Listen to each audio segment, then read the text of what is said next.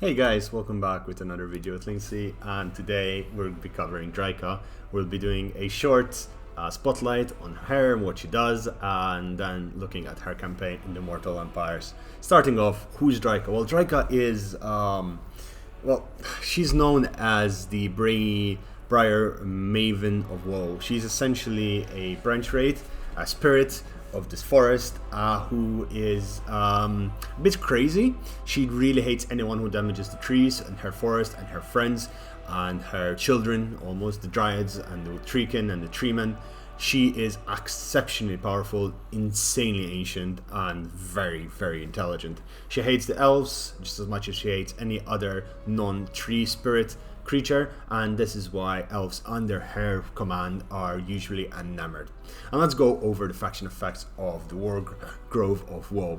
Looking at first thing is you get 10%, minus 10% upkeep for Dryad, Treekin, and Treeman units. All armies, so you're making cheaper Treemen. That's absolutely crazy. That's really important as well. But then all elf units are 10% more expensive. You start with one Ember, and Ember has been reworked completely with the DLC of Twisted and the Twilight. Once again, thank you CA for giving me early access. And all elves are enclamored, as we were discussing, so they're all just weaker because they're all influenced by her power. Her personal power is she creates -5 public order. She gives dryads extra strength and extra melee attack.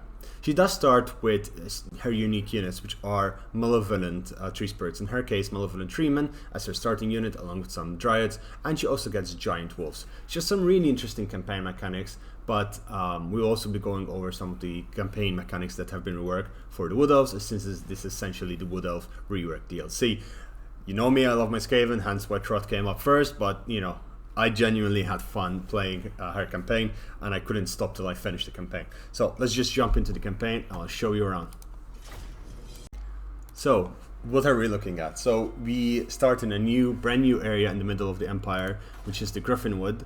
We start with Drycha herself, who has a lot of dryads. She has a Deepwood Scout unit, which is really cool. Malevolent Treeman spirits over there, and she has also giant wolves. She has the ability of wild speed spirits and beasts to recruit them. Over here, it's instant recruit, but they regenerate over time, and it's quite slow to regenerate. But it's a really good, cool ability to get more units to your side really quickly.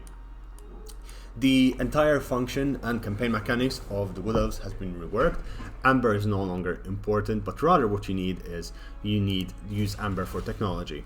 Okay, and then for your main mission, you want to heal the forests. To heal the forests, you need to capture or not be at war with the encampments, or as they're called, the heathlands around the forest region. Once you capture them, the forests will grow thicker and thicker, and you will get even more wild beasts and spirits joining Drycha's army. You need to capture anyone of that has this symbol, and you need to rebuild them. Then you have different ones. So if they are red, you're losing health to your forest, and that is going to be damaging to your forest. That means you get debuffs, and that's not really a good thing.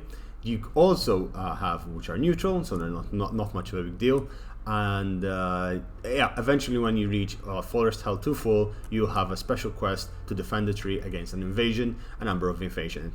As you're going along, there will be a number of invasions that you have to protect yourself from and defend, as the Wood Elves themselves don't really focus on governing the entire world. They just want their land and the surrounding lands. They don't want to conquer everything. And in fact, it's a really cool mechanic that when you capture, that they introduced into this DLC, certain settlements, you can abandon them later on and just blow them up after you're done defeating the enemy and letting your allies or friends take the land instead in capturing it, as it does not give you any benefit to hold the land like that.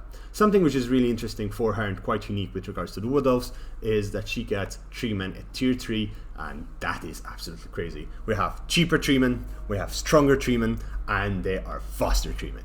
So it's absolutely crazy that she gets that. Above and beyond this, treemen get upgrades, so you can upgrade the aspects and you give them different abilities, either tankier, more damage, faster, and so on and so forth. You have aspect of the birch, which basically makes you faster and give you more armor piercing damage, but you take more damage in return. You can lose some speed but gain missile resistance and armor, or you can just lose your armor piercing, gain melee defense and 250 base weapon damage, which is absolutely crazy. Dryads also get their own version. It's essentially the same, but slightly different numbers over there. The Deepwood Scouts themselves do not have such ability. They do have the Glamoured, which means they have +8 leadership, -5 melee attack, -10 reload skill, and they're expendable, so they die really quickly. It doesn't really affect your morale overall. You start in this region at war with 2 factions. You start at war with Clan Creepus over there, and you start war with Ostermark, which you can take out relatively easy early on. Once you secure this area, you get different quests which send you in different locations and different areas. As you can see, there's another forest down here, Forest of Gloom, which is controlled by the orcs, but we don't really need to bother with them. What I noticed for me was fun was I captured this settlement and I captured Laurion Forest. Having both of them allowed me to build enough forces, and then I just destroyed all the other Wood Elves, took the lands and secured the region of Aterloren for myself, and did the quest of the Oak of Ages there. Anyway guys, I hope this was everything. Oh, it was not. I forgot one thing. You have the Deep Roots function. So essentially every few turns you can use the Deep Roots function to travel to the other forests. It takes 10 turns to regenerate, so it is something that's really useful to fast travel across the world, but you don't really get to go back home really easily. So once you do it, you need to make sure that your home is defended. And I think with that is all of it. I will be covering this campaign as after I finish the Trot campaign, as this is the one that interested me the most as of the 3 campaigns. But again, I just want to mess around with Skaven because I'm in the mood for Skaven. Anyway guys, thanks for watching, and I hope you enjoyed this video. If you did, please leave a like, subscribe to the channel if you're new and you want to see more of this stuff. I upload Total War videos almost every day, and I stream almost every day.